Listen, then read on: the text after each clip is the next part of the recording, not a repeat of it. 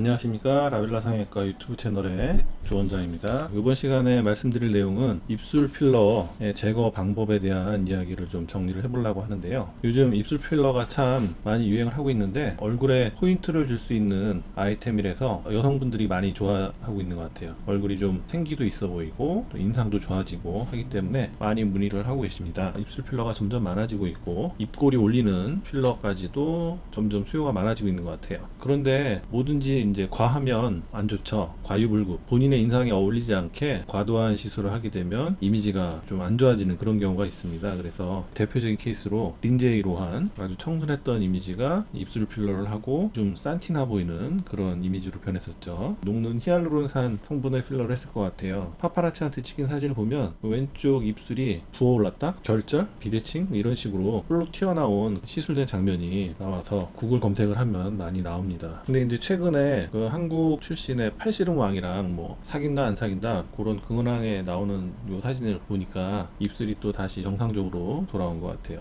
아마 없애는 시술을 받지 않았을까 그런 생각이 듭니다. 그러면 본론으로 돌아와서 입술 필러를 하는 것도 있지만 제거를 해야 되는 경우들도 있거든요. 저희 병원에는 이제 꾸준히 오고 계십니다. 그래서 크게는 두 부류로 나눠서 볼 수가 있는데, 하나는 아주 옛날 멋모르고 비의료인에게 야매주사, 성분을 알 수 없는 야매주사를 맞은 경우, 그런 경우가 있고, 그 다음에 이제 요즘 대세가 된 히알루론산 필러를 맞은 경우, 두 가지로 나눠볼 수가 있습니다. 1번 야매주사를 맞은 경우는 보통 다 수술적 제거를 해야 없앨 수가 있고, 그냥 주사나 단순한 뭐 녹이는 주사로 해결되고 그런 경우는 없어요. 두 번째로 히알루론산 필러를 맞은 경우에는 녹이는 히알라제를 사용하거나 아니면 이제 그에 반응이 없다고 하면 수술을 고려를 하는 그런 순서로 생각을 하게 됩니다. 그래서 저희가 이제 이전에 입술 필러에 수술적 제거하는 포스팅을 했던 게 있었는데, 그걸 같이 이렇게 보면은 입술 필러 제거로 자신감을 되찾다. 아랫입술이 안 녹는 필러를 맞아서 아주 너무 두툼해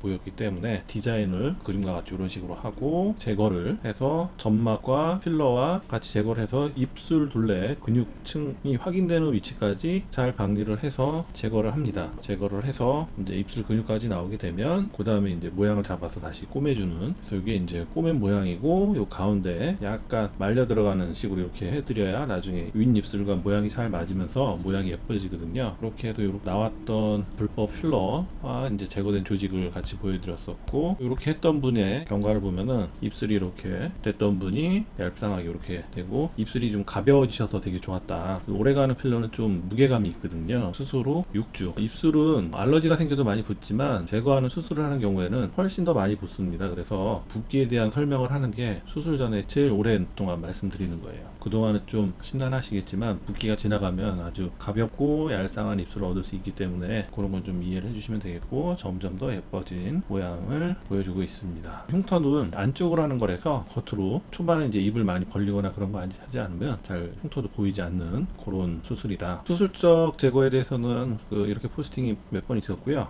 요즘엔 거의 다 이제 녹는 필러를 입술에다 하니까 히알루론산 필러를 맞은 경우에는 대부분 녹이는 히알라제 효소를 맞으면 거의 다 해결이 됩니다. 근데 몇 가지 이제 고려해야 될 사항이 있는데, 첫 번째로 히알라제 알러지가 있을 수 있다라고 말씀을 드렸었죠. 히알라제로 인해서 이제 알러지가 생기면 입술이 퉁퉁 붓습니다. 그래도 하루 이틀은 좀 고생하게 되거든요. 이런 히알라제 알러지 있는 분들은 이런 부종이 없는 히알라제를 사용하는 게 좋고, 아니면 그런 거 모르는 경우에는 덜 붓도록 하는 성분을 같이 섞어서 주사를 하고 있기 때문에 라벨라에서 녹이는 경우에는 좀 그런 거에 대한 걱정은 조금 더 하셔도 되겠습니다. 그래서 저희가 필러 제거 주사 맞을 때 히알라제 알러지 부종 생기는 거 예방을 위한 포스팅을 이전에도 해놓은 게 있으니까 그것도 같이 참고하시면 좋으실 것 같아요. 그리고 히알라제를 한번 맞았는데 그래도 남아있는 경우가 있습니다. 분명히 이전에 히알루론산 필러를 맞은 건데도 녹였는데 왜 다 안 없어졌느냐, 이런 경우는 이제 두 가지로 생각을 해볼 수가 있는데, 하나는 덜러 가서 뭉친 게 나온 경우가 있는데, 하나는 이제 히알루론산 필러가 있고 이게 캡슐에 이렇게 둘러싸여서 히알라제가 침투하지 못하게 막을 형성을 하고 있었던 경우죠. 그런 경우는 그 캡슐을 뚫고 안에다가 딱 놓으면 싹 사라지게 됩니다. 그 다음에 있던 필러 사이로 섬유화 조직이 자라 들어와서 딱딱한 조직이 생긴 경우거든요. 그러면 히알라제를 놓으면 히알루론산은 다 없어지지만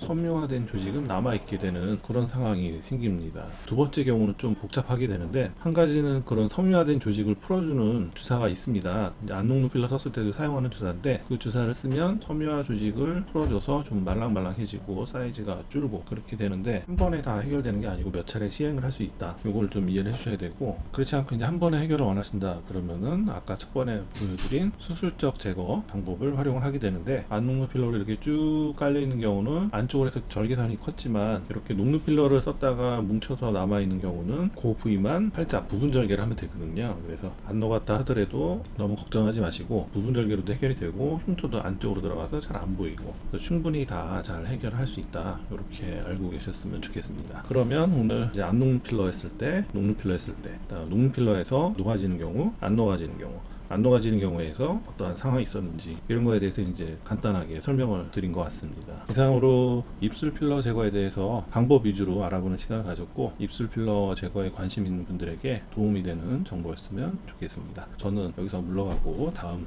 또 괜찮은 내용 열심히 준비해서 찾아뵙도록 하겠습니다. 경청해 주셔서 감사합니다.